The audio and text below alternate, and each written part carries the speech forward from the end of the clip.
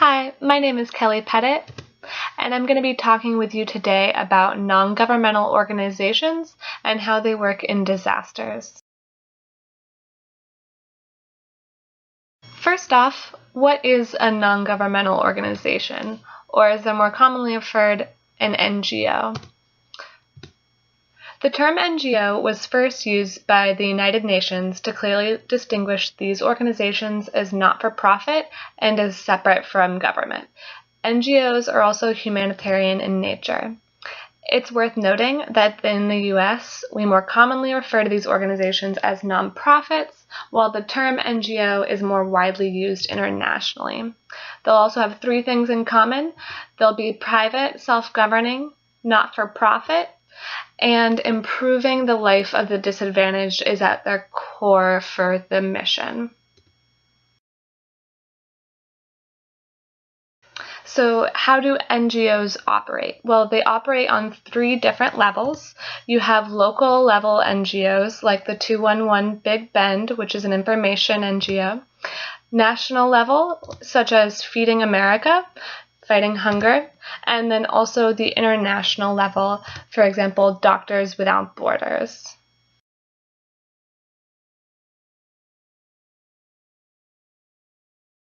So NGOs in disasters. It's key to note that they're not usually the first responders.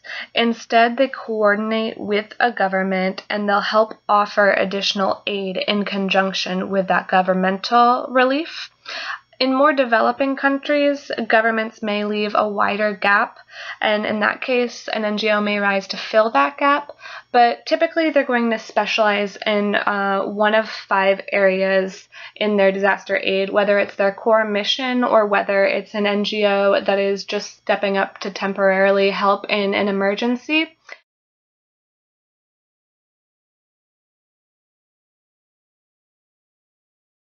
They facilitate food distribution,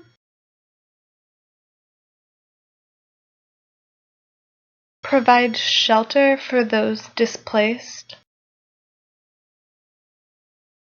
supply safe drinking water, help promote and implement good sanitation practices, as well as offer medical care services.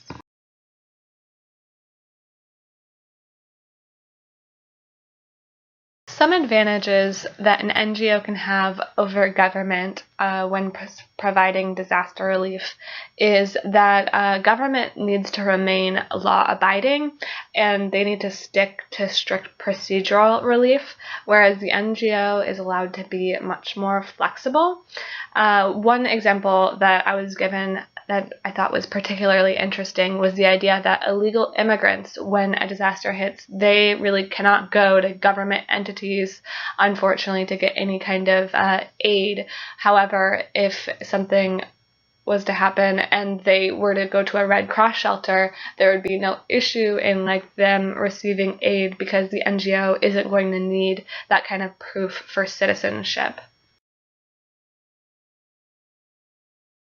As I mentioned earlier, NGOs really do a great job in helping to fill the gap that's left by government in a disaster. For an example, after the 2010 earthquake in Haiti, there was a real problem due to all of the debris that had been left by the earthquake, and there was really no effort that the government or any other organization was making to remove that rubble. And so the NGO JPHRO, which is a Haitian relief organization initially founded by Sean Penn, they stepped in and have since taken a leading role and are responsible for more rubble that is being removed than any other organization. And that's really awesome because there were a lot of villages which were just totally taken over by this debris and were no longer functional. And since this organization has stepped in, it's just helped so many people. So next I'd like to talk a little bit about VOAD. Also, that's just an acronym for the voluntary organizations that are active in disasters.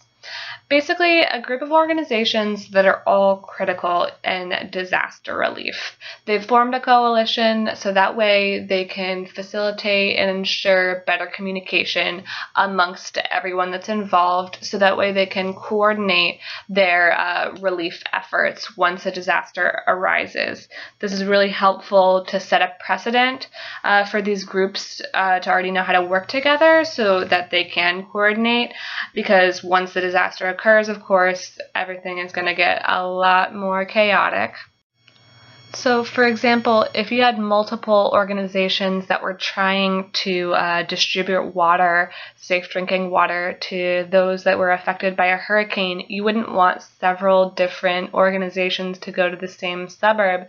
You'd want all of that aid to be more evenly dispersed throughout a town. And so, by having a VOAD, you allow those organizations to really work together and establish a good plan so that there's better aid that's just distributed all around.